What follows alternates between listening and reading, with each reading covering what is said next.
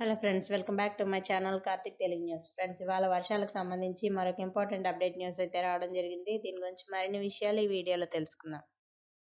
నైరుతి రుతుపవనాల సీజన్లో తొలి 2 నెలలు రాష్ట్రంలో తీవ్ర వర్షాభావం నెలకొన్న పరిస్థితులు ఆగస్టు నెలలో కొంతవరకు మెరుగుపడనున్నాయి.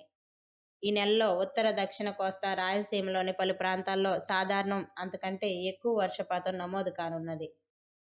ఈ మేరకు శుక్రవారం భారత వాతావరణ శాఖ విడుదల చేసిన బులెటిన్లో పేర్కొంది. ఆగస్టు, సెప్టెంబర్ నెలలకు కలిపి వర్షపాతం, ఉష్ణోగ్రతల వివరాలు వెల్లడించింది.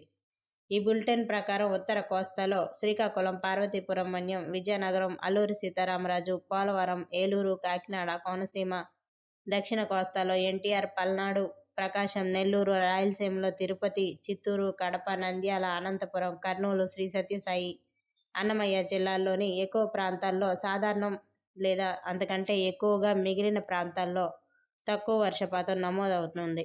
ఇక అదే సమయంలో విశాఖపట్నం, అనకాపల్లి, తూర్పుగోదావరి, గుంటూరు, బాపట్ల జిల్లాల్లో సాధారణం కంటే తక్కువ వర్షపాతం నమోదవుతుంది.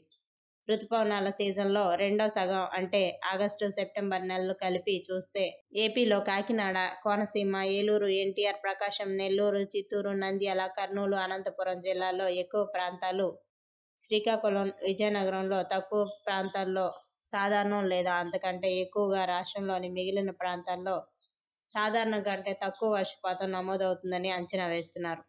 నైరుతి సీజన్లో మొదటి 2 నెలల్లో రాష్ట్రంలో 52% లోటు వర్షపాతం నమోదవుతూ తీవ్ర దుర్భిక్షం నెలకొంది. సో ఫ్రెండ్స్, ఇది అప్డేట్ న్యూస్. మరిన్ని అప్డేట్స్ కోసం ఛానల్ సబ్స్క్రైబ్ చేసుకోండి ఫ్రెండ్స్. అలాగే పక్కన ఉన్న బెల్ ఐకాన్ క్లిక్ చేసి వీలైతే ఛానల్కి లైక్ అయితే చేయండి. Thank you friends. Thanks for watching this video.